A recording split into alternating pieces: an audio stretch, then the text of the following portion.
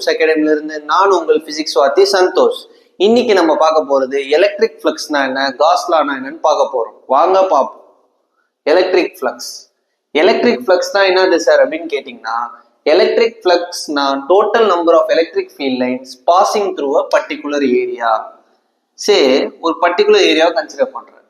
இதுல total number of electric field lines, எவ்வளவு electric field lines இந்த பர்டிகுலர் ஏரியாவில் பாஸ் ஆகுதோ அதை என்ன சொல்லுவாங்க, எலக்ட்ரிக் ஃப்ளக்ஸ்ன்னு சொல்லுவாங்க. ஸோ பை டெஃபினிஷன் எலக்ட்ரிக் ஃப்ளக்ஸ்னா என்னது, total number of electric field lines. Okay, ஆப்வியஸா எலக்ட்ரிக் ஃப்ளக்ஸுக்கு ஒரு ஃபார்முலா இருக்கும். ஃபார்முலா வந்து என்னது, phi is equal to surface integral E vector dot ds vector. Phi is equal to என்னது, surface integral E vector dot ds vector. இந்த ds vectorனா என்னது sir அப்படின்னு கேட்டீங்கன்னா, ds vector என்ன சொல்லுவாங்கன்னா ஏரியா வெக்டார்னு சொல்லுவாங்க. இந்த ஏரியா வெக்டார்னாவே, வெக்டார்னா என்ன சொல்லியிருக்கேன், it has both magnitude and direction. அப்ப ஏரியா வெக்டாரோட டைரக்ஷன் எப்படி இருக்கும், ஆல்வேஸ் அவுட்வர்ட் நார்மலா இருக்கும். சே ஃபார் எக்ஸாம்பிள் இதை சர்ஃபேஸா கன்சிடர் பண்றோம், இதை இந்த பாயிண்டர் வந்து ஆரோ மார்க்கு கன்சிடர் பண்றோம்னா ஏரியா வெக்டார் இந்த டைரக்ஷன்ல இருக்கும்.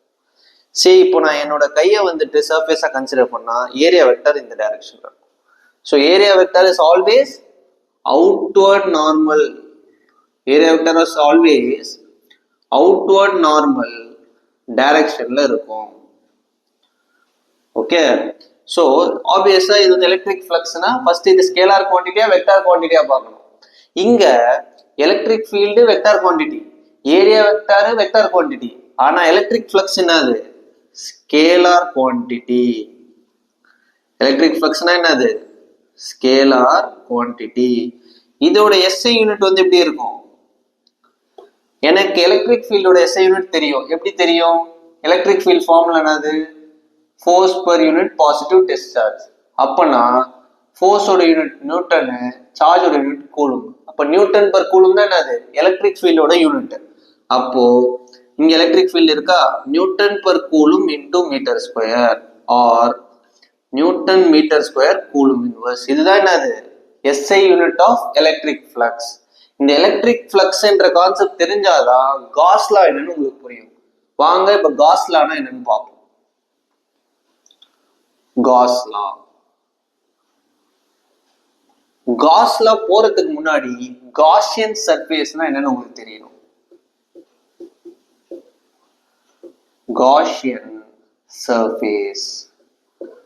காஷியன் சர்ஃபேஸ்னா இந்த மாதிரி ஒரு சர்ஃபேஸ் இருக்கும். காஷியன் சர்ஃபேஸ்னா என்னது, it is any hypothetical surface enclosing a charge. இது ஒரு ஹைபோதெட்டிக்கல் சர்ஃபேஸ். இதுக்குள்ள இந்த மாதிரி ஒரு minus Q plus Q 3Q இருந்துச்சுன்னு வச்சுக்கோங்க. இதை வந்து என்ன சொல்லுவாங்கன்னா காஷியன் சர்ஃபேஸ்ன்னு சொல்லுவாங்க. ஓகே, இப்போ காஸ் லா பார்ப்போம். ஃபர்ஸ்ட் காஸ் லாவோட ஸ்டேட்மெண்ட் பை டெஃபினிஷன் என்னன்னா, ஃபைனா என்னது, ஃப்ளக்ஸ்.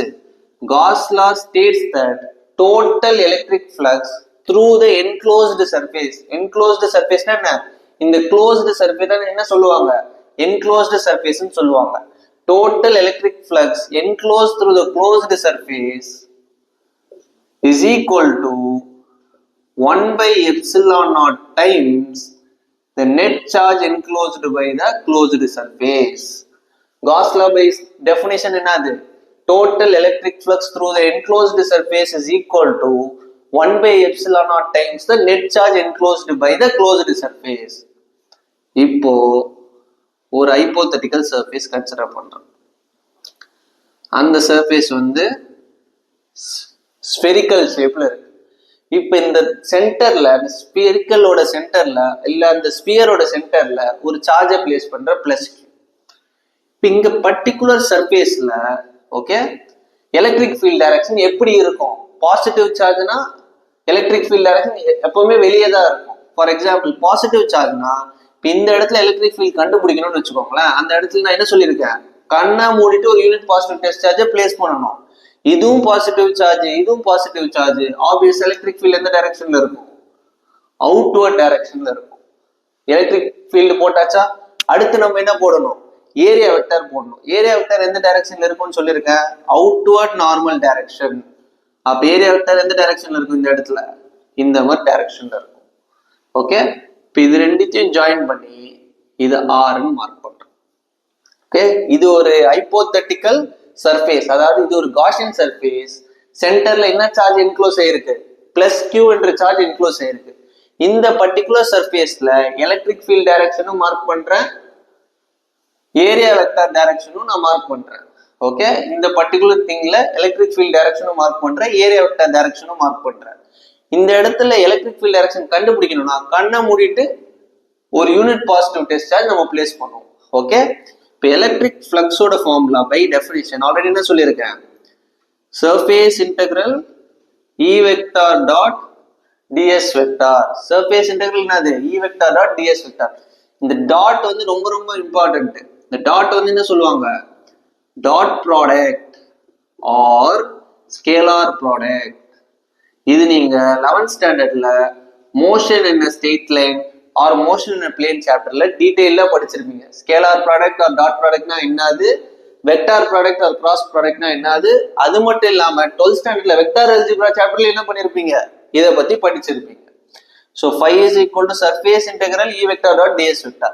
இப்போ இங்க E வெக்டாரும் ds வெக்டார் சேம் டைரக்ஷன்ல இருக்கா, ஒரே டைரக்ஷன், இந்த டைரக்ஷன் E வெக்டார் இந்த டைரக்ஷன், ds வெக்டார் இந்த டைரக்ஷன். ஸோ சேம் டைரக்ஷன் இருந்துச்சுன்னா தீட்டா வந்து என்னது 0 டிகிரி. டாட் ப்ராடக்ட் வந்தாவே நீங்க என்ன பண்ணணும், surface integral EDS cos angle between E vector and ds vector என்னது 0 டிகிரி. ஓகே, இப்போ எப்பவுமே இன்டகிரேஷன் இருந்துச்சுன்னா அந்த இன்டகிரேஷன்ல வர கான்ஸ்டன்ட் டேர்மை இன்டகிரேஷன் எடுத்து வெளியே எடுத்துடணும்.